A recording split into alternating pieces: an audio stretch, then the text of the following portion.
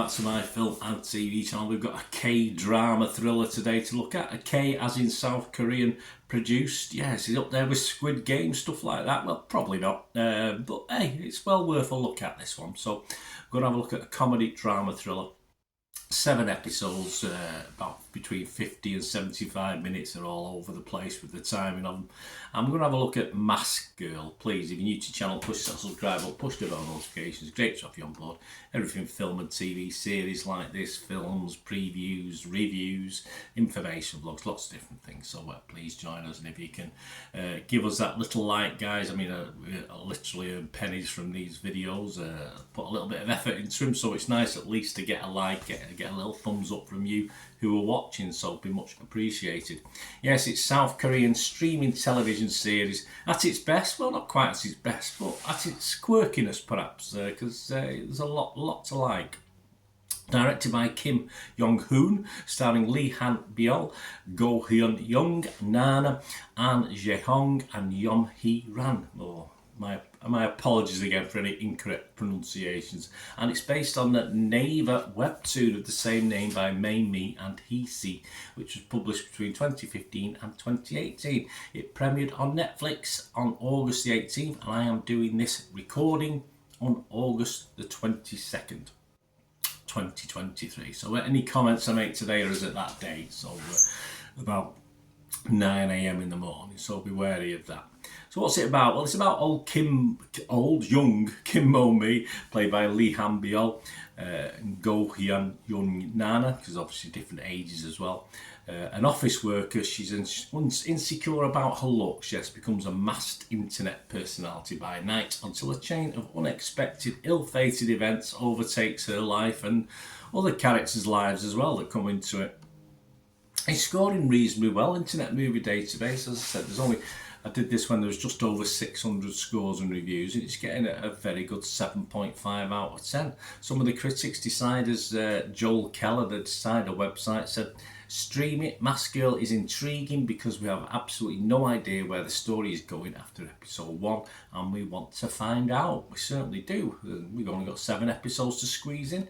The Indian Express website gave this 4 out of 5 and said, "Mask Girl is entertaining, unlike the recent second season of Made in Heaven," which I've not seen, which appears to be going through a checklist of societal problems. That was a good word, I've not had that one before. That was determined to solve. Mask Girl never forgets that it's a piece of genre filmmaking first, and for that it should be at the top of every watch list. So yes, high acclaim there from the Indian Express. Laura Babiak from The Observer said, "The series ultimately falls into the same trap as many soapy series, prioritising surprise plot developments over grounded character work."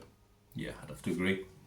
The latter half of Mask Girl tries to provoke gasps of shock and awe, but its reveals are so forced it's more likely to produce frustrated sighs. The show loses its clear sense of purpose the longer it goes on, and the story morphs into a half-baked revenge plot that does little to address the questions brought up earlier in the series. Mask Girl starts out superbly, with all of the ideas in the world, and then some about how it wants to portray real, painfully normal people, but it can't keep up with its own complexities. Yes, again, there's not a lot I could say about that. I would possibly agree. Ready Steady Cook gave it 3.5 out of 5. Jonathan Wilson said, "Mask Girl is an undeniably engaging experimental thriller that sandwiches moments of near genius with self-defeating flourishes and a tendency to distract from its core ideas with increasingly elaborate misdirection. Despite being so obviously influenced by so many other shows, though, it does come together into something strikingly original at times, even if that novelty ends up being more temporary than first appearances suggest." There's a lot to like here, so it's easy to recommend for a seasoned K-drama or even thriller viewer, but be warned that mileage may vary, and it certainly won't be for everyone. Again, some good critique there. As I say, if I can't add anything to what's been said there, I won't, but I will sum this up for myself, what I thought of this. There certainly wasn't a lot of comedy in this. I don't know where the comedy aspect came of it. It's more a drama thriller, of course, but that doesn't matter too much to me. I didn't watch it for the comedy. I watched it just to be entertained. It doesn't always work as stated there. It's, of course, it doesn't sort of match up to the very, very best South Korean series we've seen in the past. But there was enough in this to sort of keep me invested in coming back to watch the next episode. I did watch this over a couple of days to keep you interested and keep you coming back. I did struggle, my old brain, I did struggle just a little bit with the switches in time period as characters are swapped and changed and introduced and then look back at a different age, etc, etc. But it sort of suited the series well. I thought it worked within the series, but as I said, my old brain, and I always try to multitask occasionally when I'm watching TV series, because you know, life has you doing other things as well. So of course, as a binge watcher, I did struggle to keep up with it, but I'm sure younger brains than me wouldn't have any real problem with this. And as stated there, I thought the early episodes, certainly episode 1 and 2, were far, far better.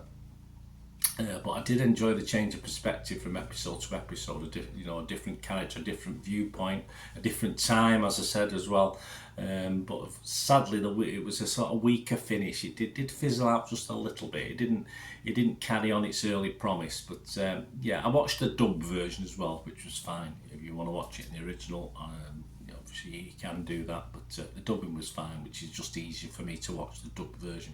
So my scores on this one, yeah, interesting. I'm probably split on this one. I would be fresh overall on the series for Rotten Tomatoes. I will be positive for Metacritic, and I'm going to give this a 6.5 out of 10 overall, but I will be up to the 7.5, 8 out of 10s for the early episodes. But yeah, it did come down to about 5.5, 6 for the later episodes. So overall, I'll give it a strong 6.5 out of 10.